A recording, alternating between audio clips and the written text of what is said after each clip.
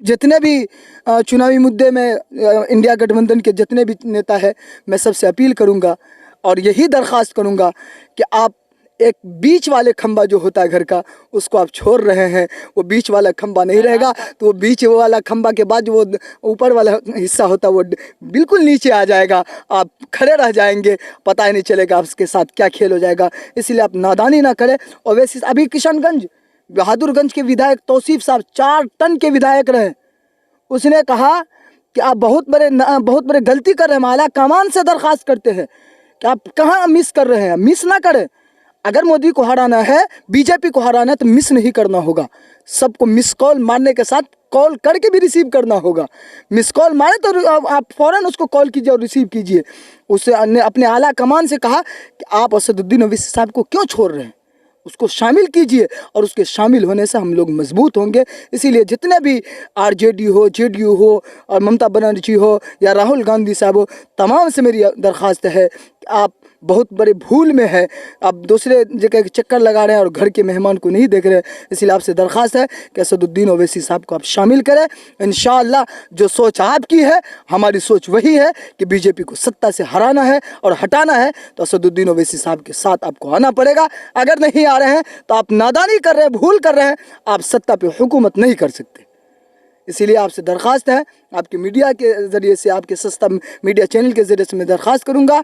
और यहाँ जितने हमारे प्रखंड अध्यक्ष मामा शोएब साहब, काशान साहब, सरवर साहब, भाई नाजिम साहब, मिर्साद साहब और जितने भी हैं, सबका यही आवाज़ है कि आप असदुद्दीन ओवैसी साहब को इंडिया गठबंधन मिले।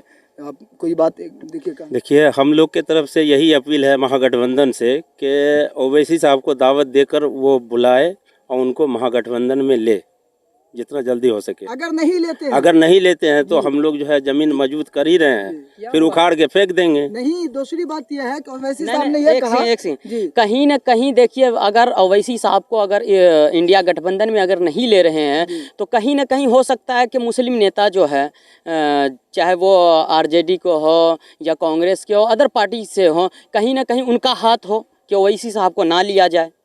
क्या भाई, ये किसका हाथ है, किसका हाथ नहीं है, वो उन पे छोड़ दीजिए। अगर हाथ है तो पैर खींचने का मत कम कीजिए। अगर हाथ है तो हाथ खींच के ऊपर चढ़ाइए।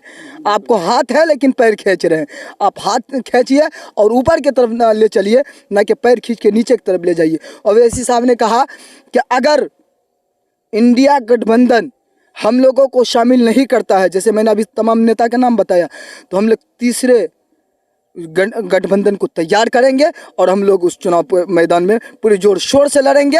उस वक्त आप ये नहीं कहिएगा कि ओवैसी साहब बी टीम था, क्यों आपने फील्डिंग सजा लिया है और बैटिंग बॉलर जो था, खिलाड़ी जो, उसको आप मैदान में नहीं ला रहे हैं। तो आप कहीं कहीं भूल और चूक कर रहे हैं। फील्डिंग सजाने से नहीं होगा, बल्कि बैट और बॉलर जब तक बैटिंग नहीं करेगा आप मैच देख नहीं सकते हैं। इसलिए आपसे दरख्वास्त है कि फील्डिंग अगर सजा लिए हैं तो बॉलिंग और बैटिंग करने वाले खिलाड़ी को भी हम दावत दीजिए और उसे शामिल कीजिए। नहीं तो हम लोग तीसरे मोर्चा का तैयारी कर रहे हैं, तीसरे गठबंधन बनाएंगे और पूरी जोर शोर से लड़ेंगे और इंशाल्लाह कामयाबी हमारी कदम चूमेगी।